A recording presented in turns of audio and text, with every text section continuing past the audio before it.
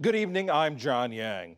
In the streets of Lima, Peru, demonstrators are vowing to keep demanding the president's resignation despite a strong police response and a mounting death toll. At least 55 people are dead and 700 are injured. The worst political violence the country has seen in more than 2 decades began last month in rural regions and has now engulfed the capital city. Overnight in Lima, more violent clashes between protesters and police. Demonstrators, some waving the Peruvian flag, others pushing and shoving with police, faced a wall of riot shields.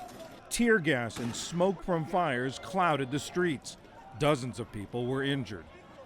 The protesters, many from Peru's farthest reaches, had arrived in Lima this week by bus and by foot, defying the government's declaration of a state of emergency to demand the resignation of President Dina Boluarte. We want the usurper Dina Boluarte to step down and call for new elections. Protests will continue. The south of the country is riotous at the moment. The protests erupted across the country last month after former President Pedro Castillo was removed from office and arrested. Threatened with impeachment on corruption charges, Castillo had tried to dissolve Congress and install an emergency government. Boluarte, who was vice president, became president. We are headed to Lima to fight. We are here for the wounded, for the many deaths caused by this de facto government. Castillo was Peru's first leader from the rural Andes region. Campaigning on the slogan, "No more poor people in a rich country," he promised to address long-standing issues of poverty and inequality. His ouster has angered his rural and indigenous supporters, underscoring their alienation from leaders in Lima. We have come to defend our country, considering that we are under a dictatorship, a militarist government, which has stained our country with blood. Protesters want immediate new elections to pick a new Congress, and they want a new constitution. What we demand is the resignation of President Dina Boluarte. Also, we want the closure of Congress and new elections for 2023. So far, President Boluarte has been defiant. That was not a peaceful protest. The violent acts that occurred in December and January will not go unpunished. I will not get tired of inviting those who are protesting, those who have moved from the provinces toward the capital for dialogue. I will not get tired of telling them, let's work on the vision this country needs. Yesterday, before the latest violence in Lima, I spoke with Julie Turkowitz, the Andes bureau chief for the New York Times. I asked her what she saw on a recent reporting trip to southern Peru. In the last month, I've been to 2 different parts of rural Peru. The difference between the situation in Lima and the situation outside of Lima is pretty stark. The protests were happening outside of the capital.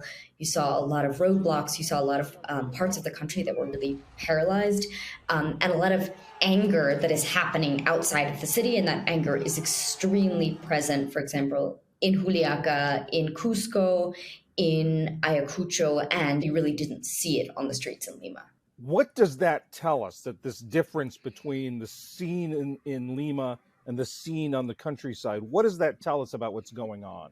These protests, I think, really demonstrate a rural-urban divide in Peru that has existed really for generations and generations, where a lot of people in rural parts of the country feel that the government, that the country's democracy is really only functioning for a select group of people. And so what you see in a lot of rural parts of the country is that people feel that security hasn't come to them, that economic success hasn't come to them, that opportunities for good education hasn't come to them. That divide, in many ways, has been exacerbated by the pandemic, which hit the country very hard, by a drought that has also hit the country very hard, by inflation, which has caused prices to rise really fast in the country. And, people are frustrated by their current conditions.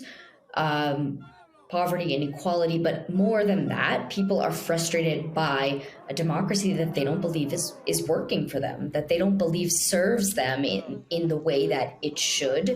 What is it that the protesters want? You know, these protests began as this anger over the arrest and the removal of former President Castillo. And so at first people were asking for his restitution, and they were asking for, if that didn't happen, new elections as quickly as possible. The sort of demands have grown from there, and people are asking for a new constitution, you know, and when we were in Juliaca, we saw, you know, in rural Peru, we saw signs that said, calling for like a nueva patria, like a new homeland. And the frustration has reached such a level that people are sort of calling for a whole new system.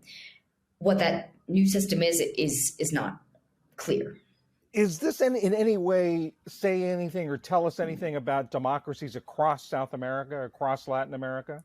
What we have seen in Latin America in the last 15 to 20 years is definitely a decline in trust in individual democracies and a decline in satisfaction with democracies, and the sort of level of dissatisfaction and the level of distrust is particularly acute in Peru. Peru certainly is no stranger to political turmoil, is it? It's a country that has seen 6 presidents in the last 5 years. And I think what that has really led to is, or contributed to, is a real distrust in how the country's democracy functions. There is, a study that has been really critical for us in understanding what's happening in the country that shows that just 21% of Peruvians are satisfied with their democracy. 88% believe that at least 50% of their politicians are corrupt. Kind of gives you an idea of how people feel about the government. There have been allegations of human rights abuses in these protests.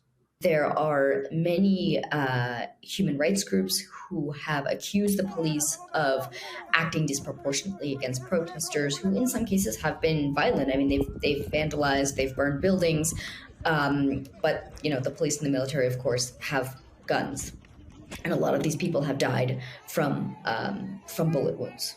Is there any resolution in sight? One of the main sort of asks and demands of the protesters is that the new president resigns. And she, she was initially an ally of Pedro Castillo's, but she has really dug in her heels, and she is not giving any signs that she will sort of acquiesce to protesters' demands. And if that doesn't happen, I think this is going to keep going. Julie Turkowitz of the New York Times, thank you very much. Thank you.